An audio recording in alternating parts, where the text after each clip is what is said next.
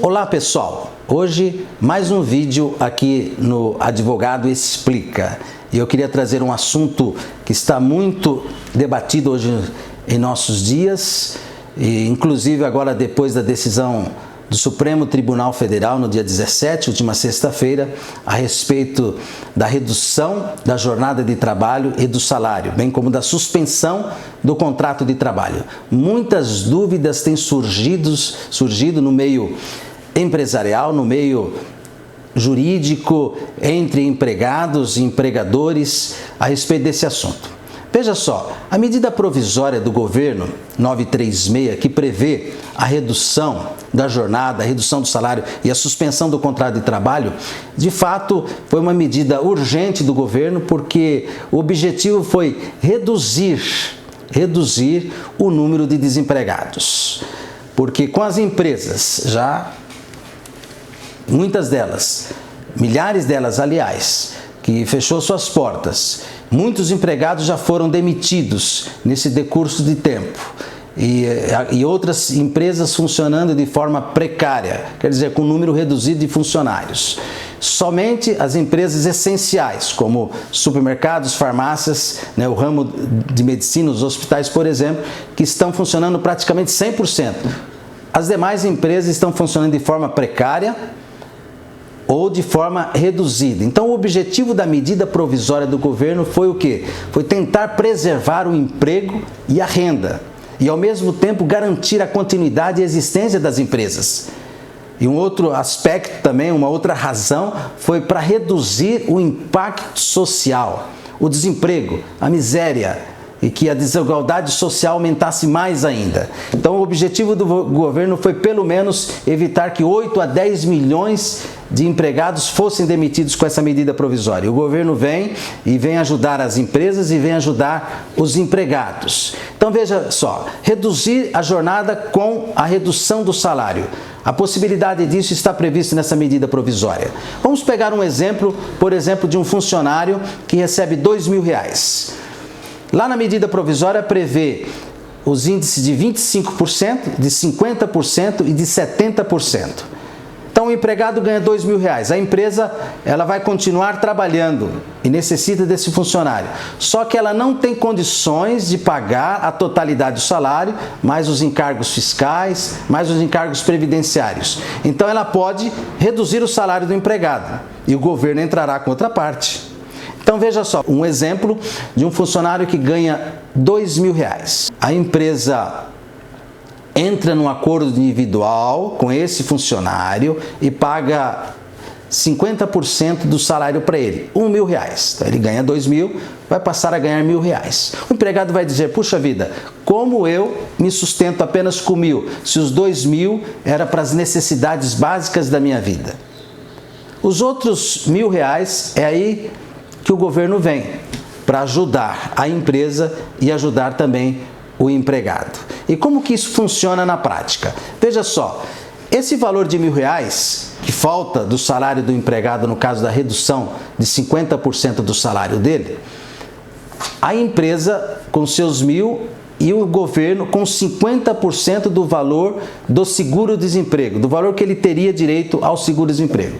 Nesse caso desse empregado de R$2.000, o valor do seguro-desemprego dele é de R$1.480, aqui para arredondar alguns centavos, R$1.480. Então, 50% desse valor, R$740. Então, esse funcionário ele vai ganhar o salário de R$1.740 trabalhando em jornada reduzida. O governo então vem e arca com esse valor. Se você tiver dúvidas quanto à redução do salário, seja ela de 25, 50 ou 70, e quiser fazer uma simulação, eu sugiro um site. O site lá, www.portaldaindustria.com.br. Coloca lá, redução de cálculos, ou calculadora. Aí você vai conseguir ver qual o salário real que você vai receber, você como empregado. Muito bem, diante desse quadro que nos vislumbra, algumas perguntas têm nos surgido em relação à questão da redução da carga horária, da jornada, com a redução do salário. Muitas perguntas, muitas dúvidas, muitos empregadores têm receio de haver processos trabalhistas no futuro. Então, são essas as questões que nós vamos esclarecer aqui. Qual o período previsto para essa duração da redução da jornada com redução do salário? 3 meses prevê a medida provisória, diferente da suspensão, que prevê apenas 2 meses. Por exemplo, esses valores pagos pelo governo serão eventualmente descontados do empregado ou descontados do governo no futuro? Não, absolutamente não. Esses valores são pagos pelo governo agora e não haverá restituição desses valores. Outra pergunta que nos surge é, após esse período da redução do salário, se o empregado for dispensado, ele por acaso perde direito ao seguro-desemprego? Não, ele não perde o direito ao seguro-desemprego, ele vai receber integralmente as parcelas a que teria direito, caso ele tivesse sido dispensado. E como a empresa ela deve proceder, como ela deve formalizar? Através de acordo individual escrito com o seu funcionário. Veja só, se a empresa tem muitos funcionários e ela quer fazer um acordo geral com todos esses funcionários, ela terá que fazer individualmente com cada funcionário. E outra questão muito importante nesse contexto que eu estou explicando para vocês é a questão sindical. Vai ser necessário a empresa notificar o sindicato ou apresentar esses acordos ao sindicato? Quero dizer a você que não. O Supremo Tribunal Federal, na última sexta-feira, dia 17 de abril, com 7 votos contra 4, indeferiu o pedido do Partido de Rede Sustentabilidade que exigia que referido acordo tivesse a concordância e participação do sindicato.